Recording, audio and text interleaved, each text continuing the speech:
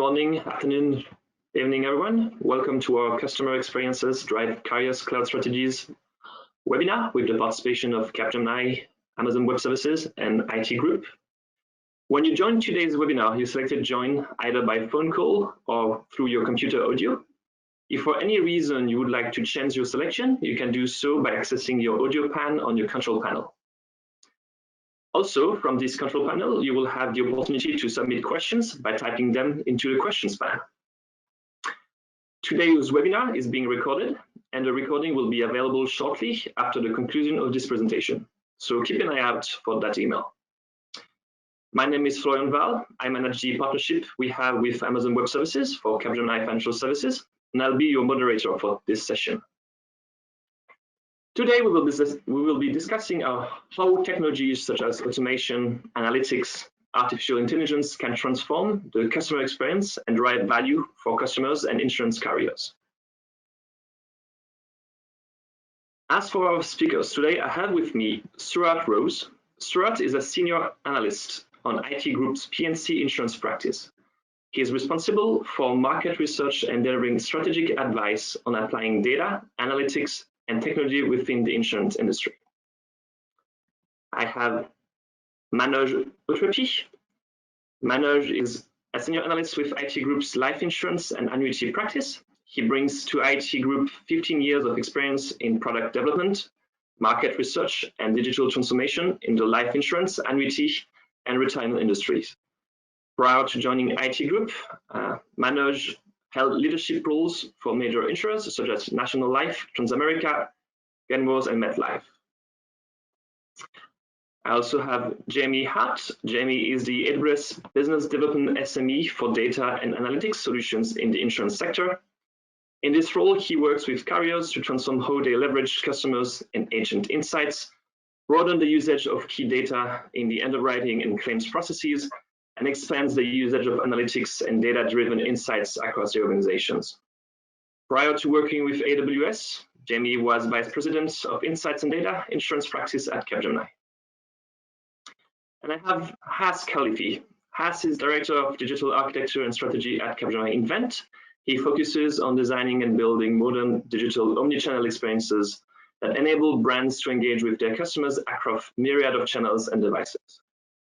He focuses on blending strategy and design with industry-leading technologies to drive customer experience transformation and enable personalized, unique customer journeys. For today's presentation, we will be organized around 3 parts. First, we will hear from Stuart and Manoj from IT Group on the trends in P&C and life insurance customer experiences. Then Jamie from AWS will walk us through how they're helping transform the insurance experiences with data analytics and AI ML. And finally, we will hear from Hass, who will walk us through a Capgemini case study with an insurance carrier. Without further ado, let me invite Stuart to get us started. Well, thank you very much, and I'm very excited to be joining today's webinar. And over the next 10 minutes, really what I want to do is discuss the trends that IT Group are seeing in the property and casualty insurance industry.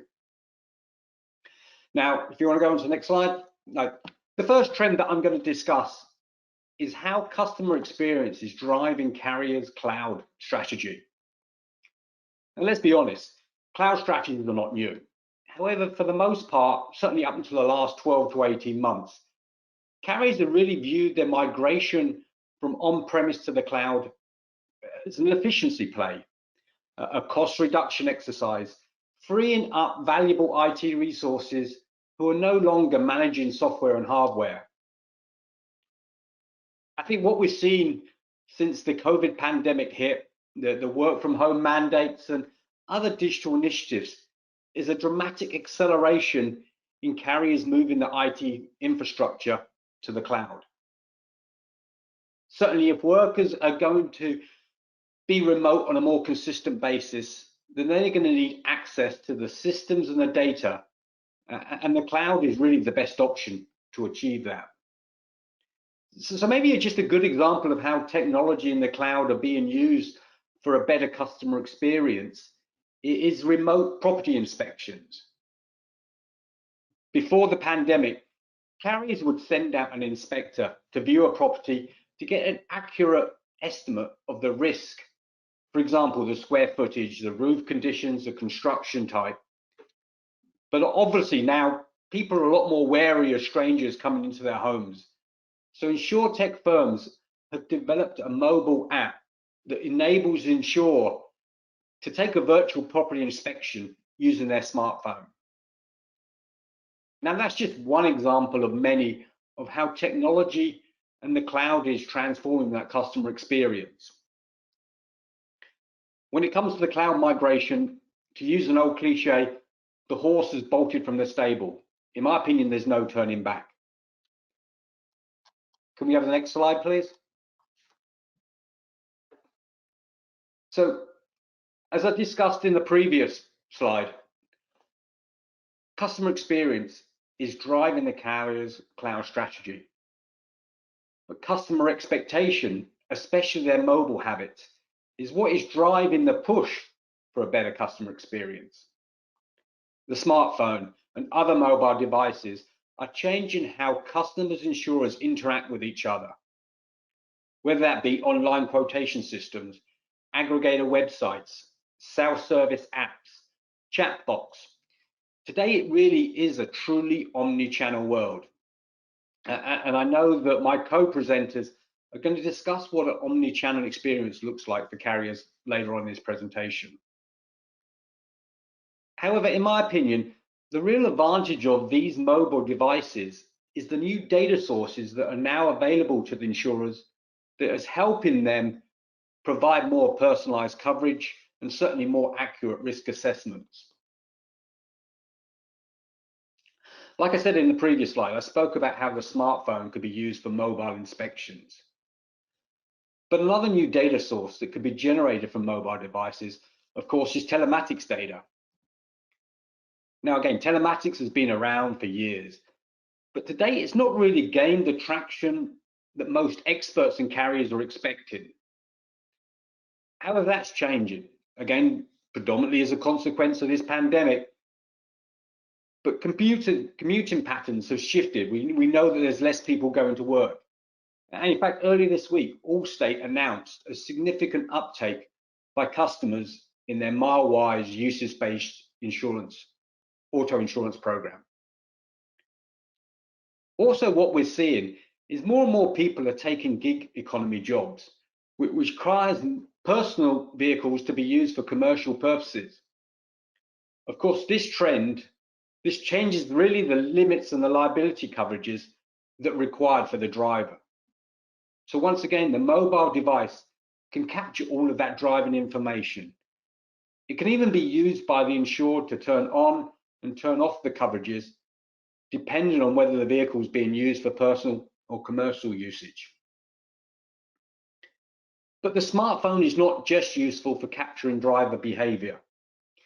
It can now be a new source of information in the event of a loss or a claim, which really leads nicely into the next trend. So can we have the next slide, please? So as carriers continue to look to new ways to improve customer experience, claims continues to be the primary focus. There's no doubt that claims is that moment of truth for most insurers. But in the majority of cases, the claims process is very complex. And submitting a claim is not something that people can do or do on a consistent basis. As well as the fact that an auto insurance claim is very different to a homeowner's claim, to a workers' compensation claim. So implementing claims automation is not a simple task and can be many different things to different carriers, to different lines of business. But at a minimum, most carriers are implementing a digital first notice of loss process. This may be something as simple as an online portal, a mobile app, or even a chat box that can be structured to seek out basic yet important information that will allow the claim to proceed as quickly and efficiently as possible. Beyond the first notice of loss, carriers are now looking to use data analytics and artificial intelligence to create a seamless customer claims journey that may be low touch or even in some degree, even no touch claims processing. However, at this stage, I must give a word of warning to insurance carriers. Implementing claims automation, especially that straight-through processing of no-touch claims processing, without considering the implications for fraud, could be a potential recipe for disaster. For example, how many carriers have implemented initiatives to automatically pay claims below a certain amount, let's say $500, and have seen the instances of fraud increase more or less overnight? Which again leads very nicely into the next trend. So can we have the next slide, please? So carriers are really facing the perfect storm when it comes to fraud. You've got the economic situation due to the ongoing COVID-19 pandemic. We talked around straight-through processing. You already have as well, to some degree, this increased tolerance or justification towards fraud. And all of that is resulting in a significant increase in insurance fraud. As I covered in the previous slides, digitalization is great for enhancing that customer experience. But to steal a phrase from an ex-colleague, fraudsters love digital. It enables them to easily hide anonymously in the data. Now, fraud can come in many shapes and sizes, whether it's a false workers' compensation claim, a staged car accident, or even an inflated homeowner's claim. But what we're seeing now is insurance fraud is not just exclusive to claims. There's a significant increase in underwriting fraud, whether that will be application fraud to rate evasion, where the insured is misrepresenting the facts to obtain a lower premium rate. In fact, I'm just about to publish a report that does a market overview of the implication of underwriting fraud on the property and casualty insurance industry. Unfortunately, there's no silver bullet or single technology to combat fraud. Insurers really need a combination of data, analytics, machine learning, artificial intelligence to detect that suspicious activity in the growing volumes and variety of data that's available. But where I'm seeing a big change or a trend in carriers' thinking is where they need to move away really from that traditional pay and chase model to using anti-fraud technology in a real-time or near real-time environment to proactively prevent the fraud before it happens. So what does all this mean to the customer? Well, certainly weeding out those bad actors, the fraudsters out there, can result in a better customer experience for your good customers. Less checks at application and point of sale ultimately leads to lower premium rates. And who doesn't want to pay less? So really, from my opinion, that's some of the trends that we're seeing from a property and casualty perspective.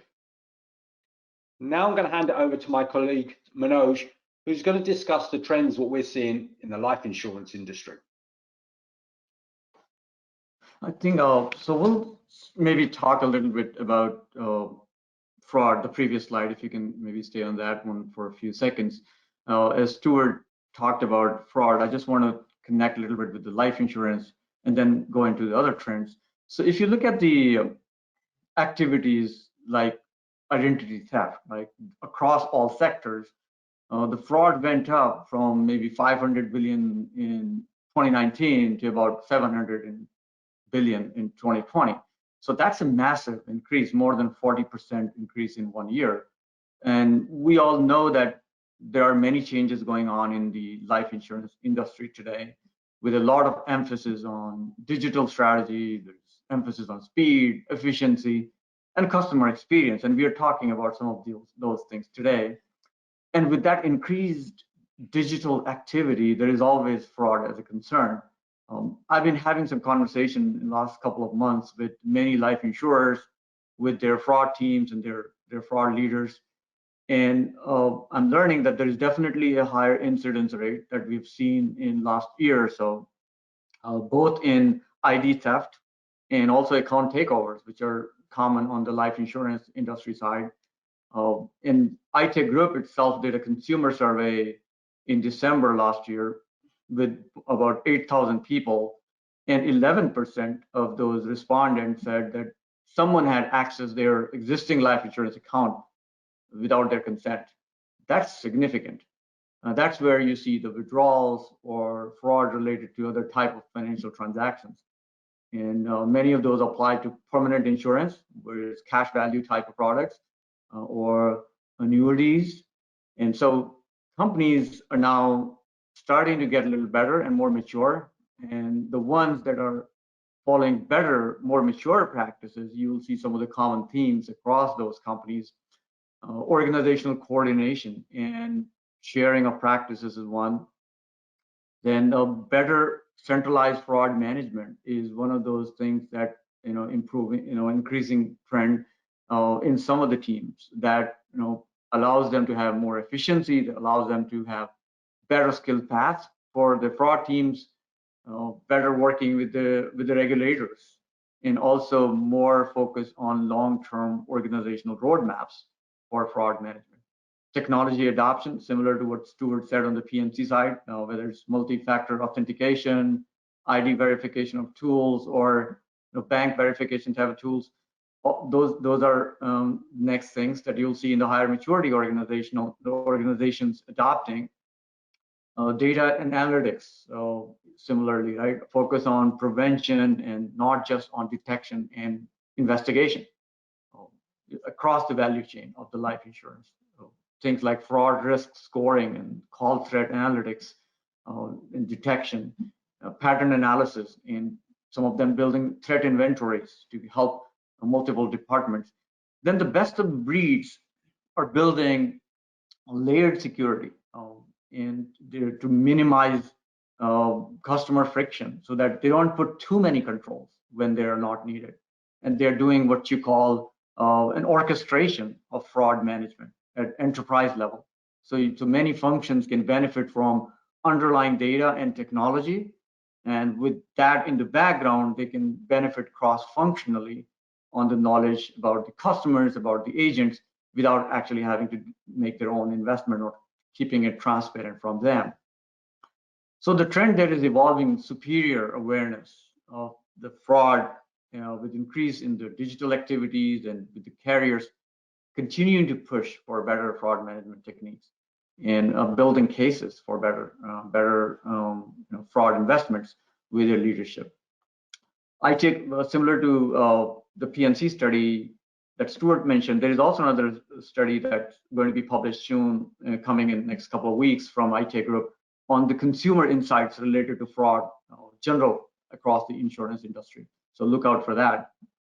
So in the next one, the trend, I want to discuss that something that's also related to the increased digital activity. That's about electronic medical records and predictive underwriting, which we expect that to get more widely adopted and become more mainstream. I believe use of electronic medical records or other forms of digital medical data shouldn't be a surprise to the listeners here. In 2019, insurers were just testing and piloting some of the electronic medical records for as a replacement for their medical history, mainly because they wanted to reduce costs or they wanted to be providing faster underwriting decisions. But when the pandemic hit 2020, and it was very hard to get labs and exams, and companies wanted to increase their limits of non-fluid underwriting, many started using those electronic health records as their primary way to underwrite and replacement for medical data, right? The traditional medical data. Started using things like lab history, electronic records, medical claims history. And some companies quickly stepped up. At the same time, many also increased their accelerated limits to $3 million or higher limits. And that means they were working with customers who didn't want to go to a lab, or they didn't want to invite a phlebotomist to visit their homes. So EMRs have been useful, the electronic records, and they're a good alternative to APS and labs at times, but still have a long way to go in making their use efficient. A very small number of insurers have done any work on parsing that data, or removing the duplicates or codifying it, to make sure that underwriters are not spending a lot of time in going through those hundreds of pages of electronic records that they have now. So it's improving the customer experience, it's reducing the cost, but often at the expense of internal efficiency. And there's still a lot of work in terms of predictive analytics that needs to happen. The insurers that are already using the EMRs, the next step for them is going to be optimizing that multiple and sometimes overlapping requirements to become more efficient with time, cost, and customer experience. But there are also a number of insurers. They still haven't adopted these new requirements. And I think for them, the clock is ticking. They need to start working efficiently and quickly, because that's where the future is. And we will expect to see vendors trying to make easy for carriers to obtain that digital health data and make use of those. So we expect vendors to start working on ideas that can help with the predictive analytics and help insurers expedite that uses. There is a recent report in February published by IT Group, Rethinking Life Insurance Underwriting. And it has lots of trends and current learnings in the use of medical data in underwriting. It also has some information on what are the success rates that insurers are seeing. And then the next trend, I'll talk something which is closely related to the external pressure on underwriting and customer acquisition process. And that is about the shifting of underwriting towards the front of the life insurance process. Until recently, underwriting was being done when we had all the disclosures and we had most of the underwriting requirements available, but that is changing. And there are a couple of notable forces that are changing that. One is insurtech companies that they differentiate themselves on the fast process of coding and fast process of policy issue, and they need faster underwriting decision and with less information. So they want to provide accurate price estimates during this online sales process. And these companies are investing in their own underwriting decision support and collaborating with the carriers, collaborating with reinsurers, so that their front-end decisions are good and the reinsurers can bear additional risks when they don't have enough requirements, so compensating for those lack of requirements. The second pressure is from, probably even more powerful, is from traditional distribution agencies. They're starting to compete for the market share with these fast evolving digital marketplace. So these traditional distributors, they are interested in building their own underwriting screening processes so they can make offers to customers without needing a full application. So there are distributors today, they are reaching out to companies, vendors who provide risk scores, they provide data and predictive solutions so that they can pre-qualify customers. So with this, the implication is in order to compete in that environment, insurers need to, they need better process automation, they need alternative data to underwrite, they need digital technology, cloud platforms, and API-based architecture that can support that type of integration. So when distributors improve their technology, whether it's traditional distributors or their insurtech, then insurers can connect with that, and then they can really leverage that opportunity. And last year or so, there are many life insurers who are catching up on building their digital capabilities. And sometimes it's been a little bit of patchwork, but 2021 and beyond, they'll need to start building a better, stable infrastructure so that they can leverage those opportunities. On the other hand, vendors and technology solution providers, they'll need to build that support so that the gap between the needs and the expectations of the customers and the distributors and the capabilities of the insurers, they need to help bridge that gap. And you'll see some of that happening. Just one example, maybe Velogica's new platform by Score. It's a fairly lightweight underwriting solution, which can help insurers, but it can also help distributors to start with the point of sale underwriting process. So then the next, I want to speak a little bit about, going beyond in the next trend, beyond underwriting and business to really placement areas to really on the customer engagement portion. And that is embedded in the idea of insurers growing interest in experimenting with wellness and reward programs. The COVID-19 pandemic has amplified the awareness of financial and physical wellness and the value of protection for many people, and that creates a significant opportunity for insurers to engage with their customers. Just consider the value of healthy habits. Right? Physical wellness and educational programs, they're not just useful for customers, they're also in the insurer's best interest because they help with a better claims experience. Customers with better physical and financial health, they also have better persistency. So they also help with the insurers, thinking in terms of lifetime value. So you see many insurers using wellness as a marketing and messaging tool these days, but there's more to be done to create a more lasting engagement. That's not to say that's easy. To deliver solutions that are effective in that space and can show good customer adoption, the number of things need to be in place. You need digital capabilities like omni-channel communication that Stuart was talking about, so that they can adapt to customer choices of devices, channels, their choice of methods, and seamlessly reconnect with customers when they decide to pause or to switch from one device or one channel to the other. Data science and analytics, they're important to understand customers' actions, the type of interactions they're having, and continually learn how to align their tools and their offerings to that learning based on that unique need. Things like gamification and rewards, they're important. Rewarding policyholders for maintaining their healthy habits, which can be verified by customers either by sharing their data.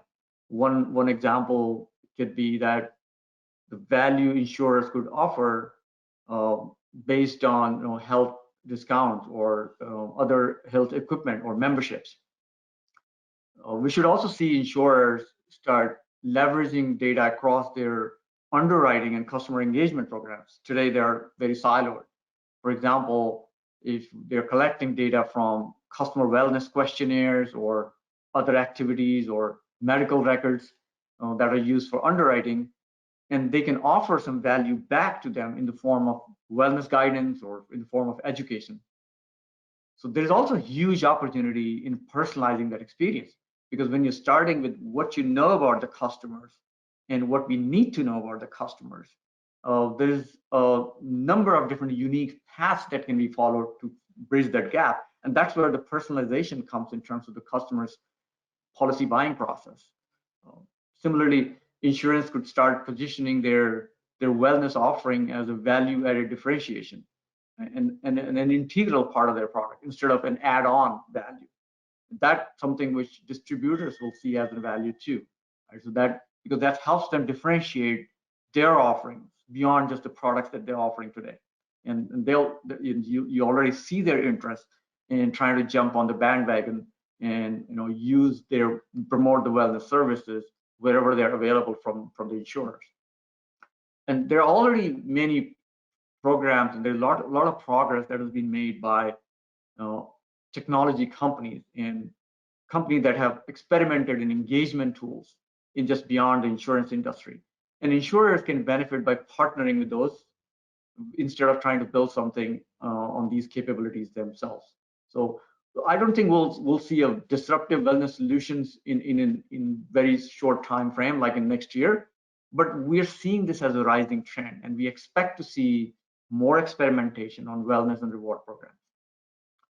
The Society of Actuaries recently published a study that I authored for them on the next level of customer engagement in life insurance. It's free to download on the SOA website, and it covers other engagement tools that life insurance companies can deploy and they can leverage. So the summary of these trends on the life side is that what we're seeing is relates to digital process and data use. We see, especially on the underwriting side, that also brings fraud-related vulnerabilities and customer friction at places. That needs careful planning, that needs careful management. And we also see increasing use of customer journey approach to designing customer experiences. And insurers starting to make some efforts and some headways towards a better customer engagement. So with that, I will pass it to JB Hart.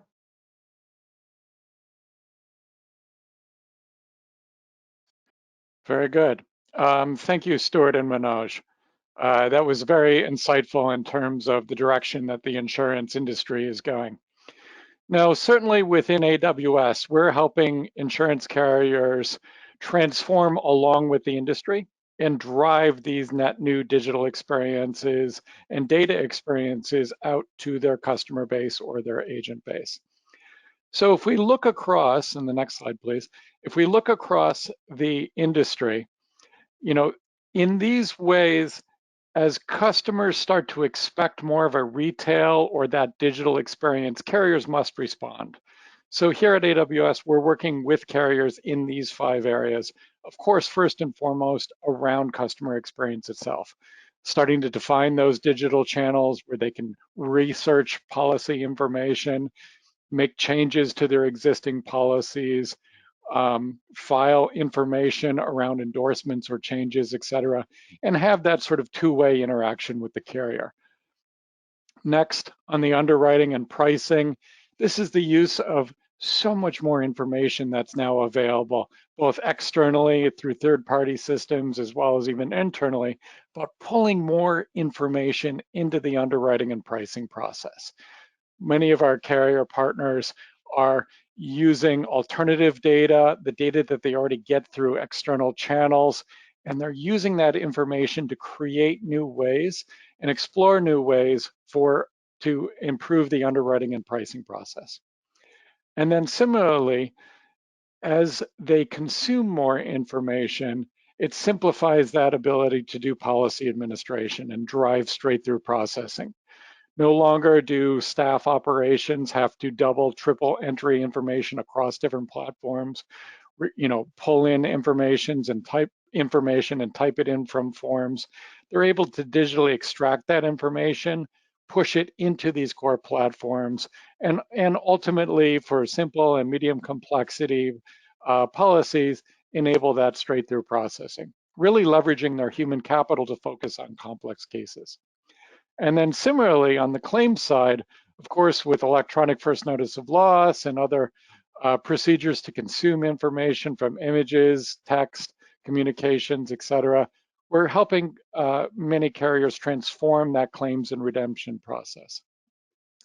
And then lastly, of course, with the advent of increased computing power, we're helping carriers drastically upscale their ability to do risk and actuarial modeling, from aerial imagery, from that ability to run their actuarial models on a much more regular process, to the ability to run many more economic scenarios forecast on a greater degree with 30-year economic forecasts.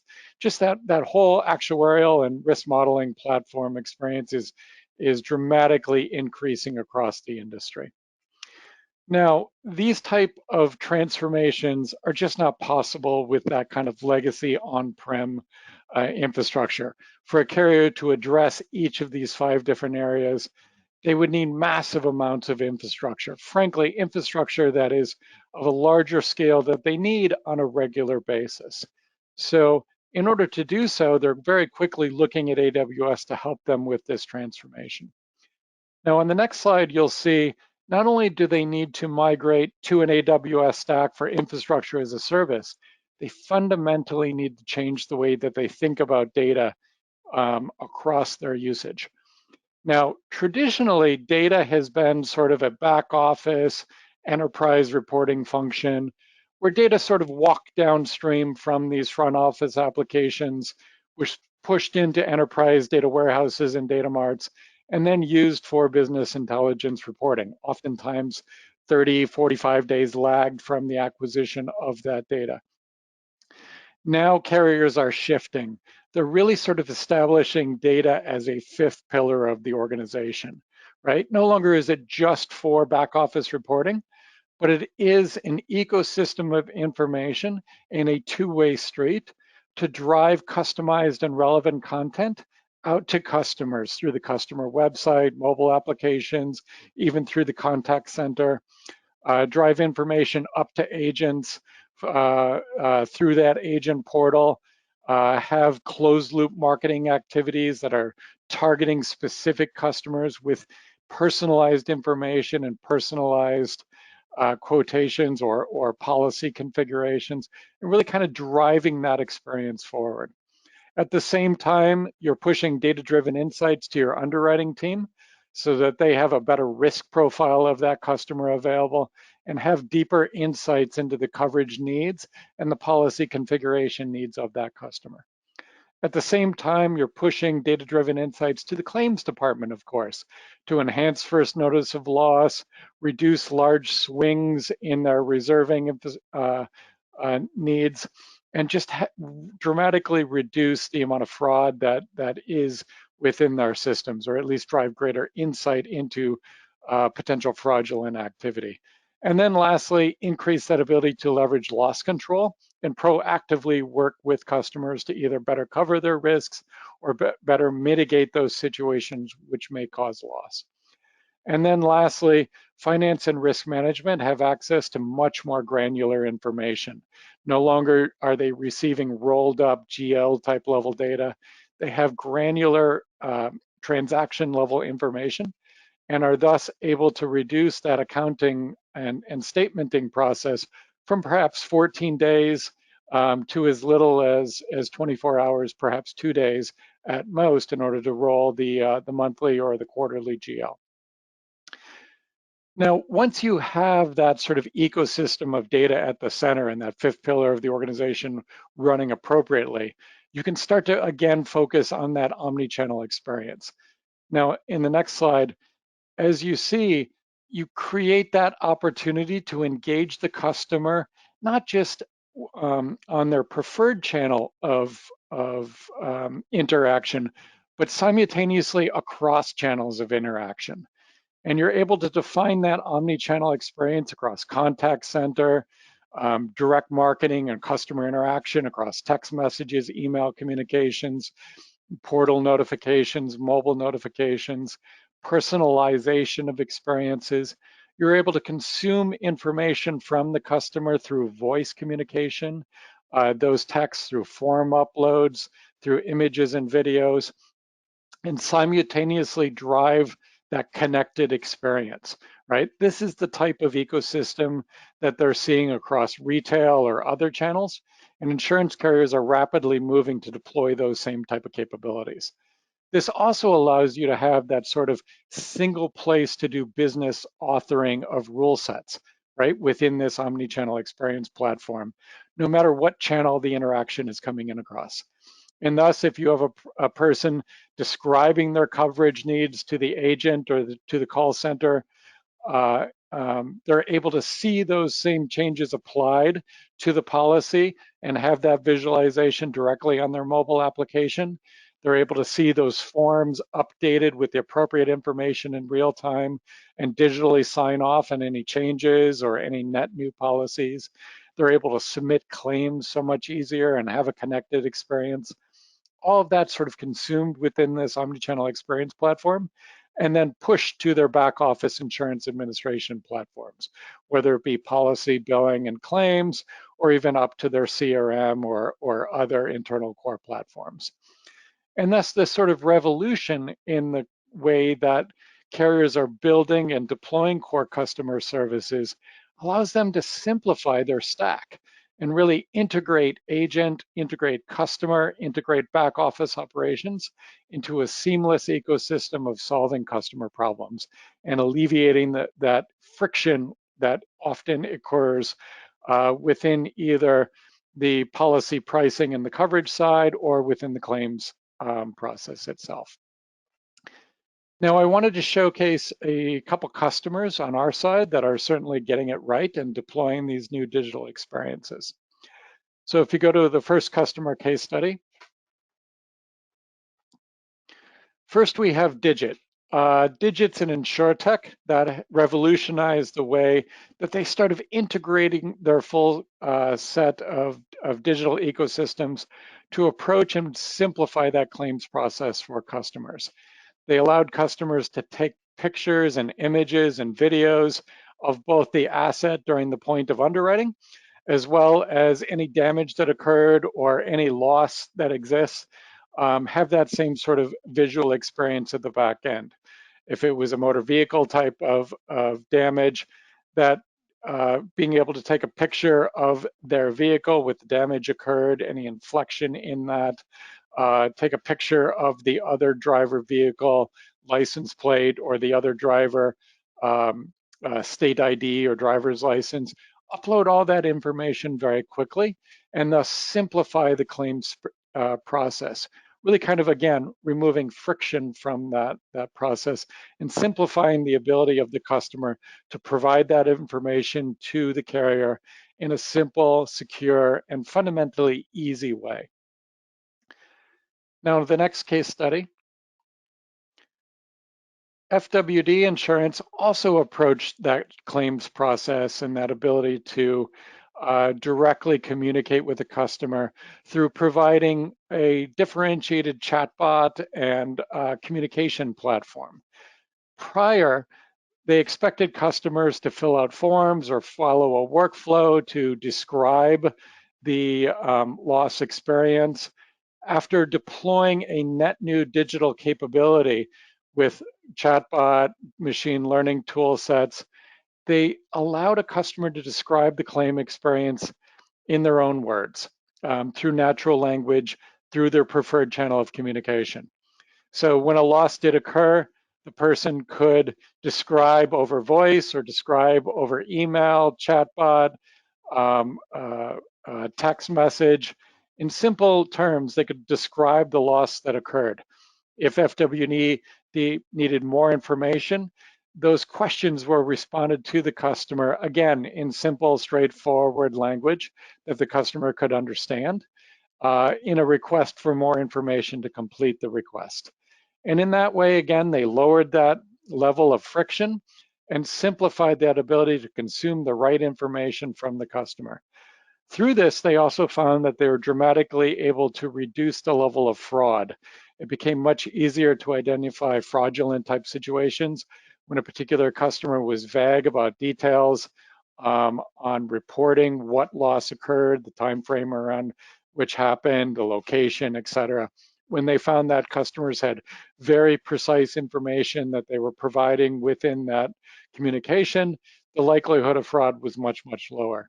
So it increased that ability to have their fraud team focus on the higher likelihood incidents and simplified that ability for their firm to scale their ability to provide coverage and respond to customer needs without having to add a huge staff on their side as the firm grew over time. And then the last case study. Sunday Insurance is a great example of both on the underwriting and on the claim side, providing differentiated customer experiences. Now, Sunday was a startup insurtech customer in Thailand that within 1 year claimed 10% of the entire Thai market by providing a digital experience to customers during that onboard process. You know, typically during the acquisition of a policy, you get a very limited interaction with a customer. They sort of start to drop out if you ask too many questions, if you're asked to provide too much information, et cetera. That's really not relevant to helping the customer understand the pricing and understand how they would acquire insurance. What Sunday did was they made it very simple for a customer to upload the information about themselves. Again, taking a picture of their driver's license and vehicle. They didn't have to describe through drop-down forms or the actual assets they wanted to cover. When it came to actually asking questions that detailed that sort of risk premium, they were asking questions around the commute that the person drove on a daily basis. And they did so by providing sort of a map-like experience of what is your home location, where are you typically driving to for work or school, what is the route you typically take, and having that drag and drop type experience. They looked at economic factors within the crime statistics, et cetera, the type of traffic patterns that typically existed within that driving pattern. And by consuming so much more information about the customer, at the point of acquisition, they had a better risk profile of that customer. Thus, they were able to price their policies about 10 to 15% more inexpensive than the competition, thus driving that exponential growth within that first year. Now, on the back end for claims, they also provided a new way for customers to provide evidence of the claim through images, pictures, voice transcriptions of the claim, but they also solved the customer's fundamental problem once they got in an accident of having an issue of not being able to arrive at their destination. So Sunday, through their app, provided the ability to contact the authorities and provide the location of where they were at. They allowed them to contact a tow truck or a resolution type service to pick up their vehicle and resolve kind of the ability to move their vehicle to somewhere where it could get repaired. And also they were able, through the app, to order a taxi service or contact to get to where they needed to go to sort of complete that journey. And by holistically solving that customer's needs, not just sort of resolving the situation and paying for the claim, they move beyond insurance as a financial transaction and move to sort of a risk assurance and a product that helped a customer make sure that they were able to have a lower level of stress when an accident did occur. So these are just sort of 3 examples of customers that, on our side, that are doing it right and really evolving that customer experience through digital and through data. Now, from there, I'd like to turn it back over to Capgemini and dive into further case studies. Awesome. Thanks, Jamie. We'll talk a bit about a specific case study here and try to tie the points that Jamie, Stuart, Manoj had in terms of the use of technology, but also stitching it to the customer experience. The case study we've got here is around a healthcare insurer. So it's not one-to-one with P&C, but there are a lot of very similar parallels here that I think ultimately kind of follow the same theme of enhancing the experience and in building a better overall kind of journey for the members and customers. We can go to the next slide. Awesome. So this specific client wanted to really up-level their customer experience. They're a regional healthcare insurer, and they had a little bit of a stronghold in the market. They noticed that, like Jamie mentioned, some of those insurtech startups started really encroaching on their territory. So the only way to really build that defensive moat is really to up-level and build meaningful CX experiences for their customers in a defensive measure to really up-level those experiences and keep those customers satisfied and happy. And what they wanted to do was really shift from what you traditionally see as kind of this reactive engagement model to a more proactive one that also happened to leverage cloud technologies for speed. So what do we mean when we say kind of that reactive engagement model to more proactive model? Is really going from discrete features on their mobile and web experiences to really a digital product lifecycle management, to look at the entire experience, the entire journey as really one big product that has multiple smaller products within that, to really optimize and build those features in a discrete manner that really stitches them all together. They also wanted to go from a point solution strategy to really member experience brand strategy that looks at, again, that entire gamut of experiences overall. And also one of the big things that we see in insurance, again, whether it's P&C or healthcare or other insurance paradigms, is really the disparate experiences that don't tie to one another and building those to really be integrated and omni-channel by nature. And we'll talk about that in a moment as well. And in in insurance, you tend to see that there's really a big priority and focus on minimizing risk, right? In terms of things like fraud or otherwise. But the organization wanted to shift and obviously keep that focus there, but shift to more minimizing friction from a member perspective. And to power and do all that, they wanted to really go from really marginal cloud adoption to very cloud-first mentality for the purpose of speeding up time to market, as well as being able to kind of build and stitch that integrated omnichannel experience together. Next slide. So when we talk about going from kind of reactive to proactive, a really good example of this is really moving from those policy transactions to an omnichannel relationship. And it's kind of the theme here that we've been talking about today. And when we think about that, a great example of that is how this client was managing pre-authentications and statuses for their customers. The pre-authentications and statuses tended to be pretty cumbersome, and there was not a lot of transparency of how or why things were approved, when they weren't, when they were approved, no real-time statuses. So you'd get things like, customer calls in for pre-auth, there's no phone call back, or they get a letter in the mail weeks later. And it led to a lot of confusion there. So the challenge here for Capgemini working with our client was, hey, help us design a process that's fluent, elegant, transparent, and easy. At face value, that sounds pretty straightforward, but there's a lot that goes into those pre-authentications. And those pre-authentications tend to use those legacy backend systems that need various integrations back and forth. So the challenge here was finding a way to keep the customer or keep the member always informed, allow them to engage across the entire channel from an omnichannel perspective, but also build in some human elements here to really make it fluid and seamless, leveraging some of the things that Jamie talked about in terms of real-time language processing, sentiment analysis. So we'll talk about it. We'll talk about that in a moment. But really, the focus here is trying to build that experience to be omnichannel fluid across. Next slide.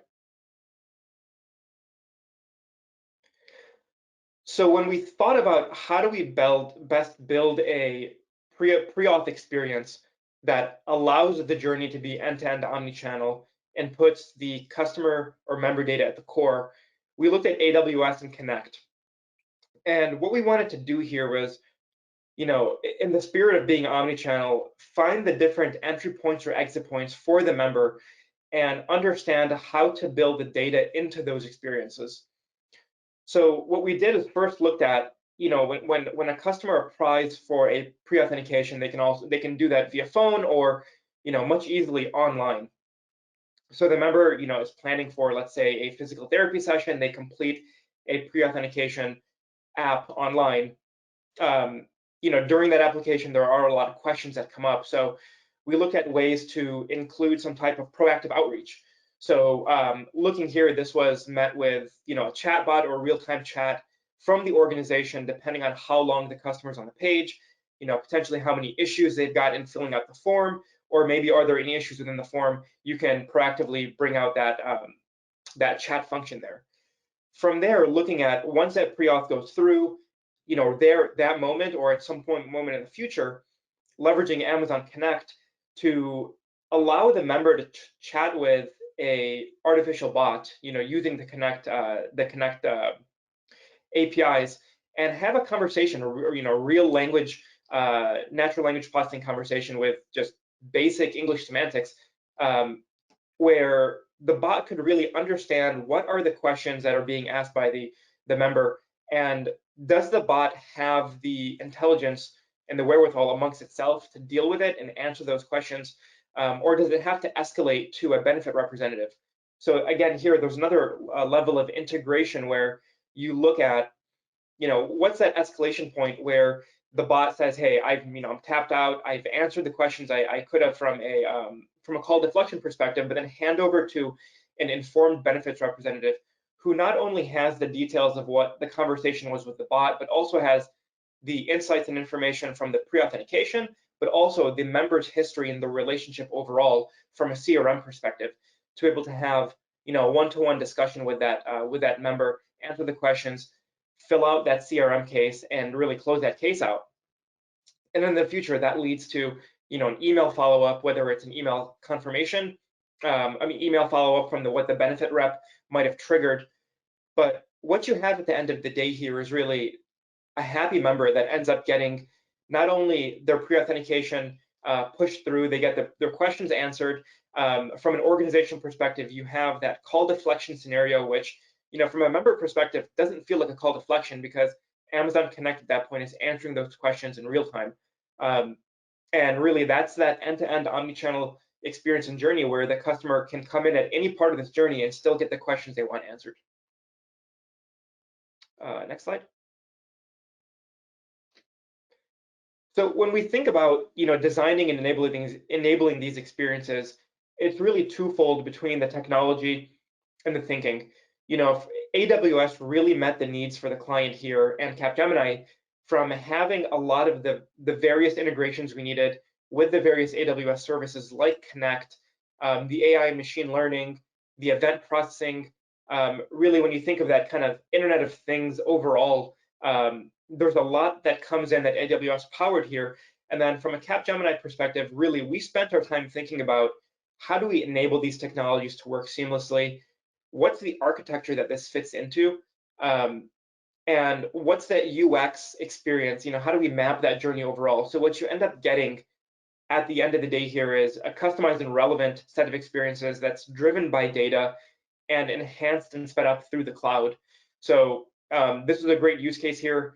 We're seeing a lot of really good traction from this, and that single use case for pre-authentication is now being extended across the board to really find out how are there other scenarios that this specific client can leverage to string those experiences in overall.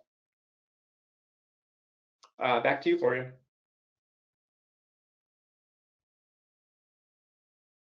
All right. Thank you, Hass. Thank you, Jamie, Stuart, Manoj, for this presentation and for sharing those insights.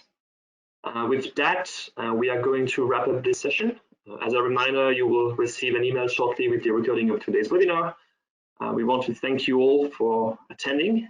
And if you have any other questions, please don't hesitate to reach out. We're happy to answer them. Thank you very much and have a good rest of the day.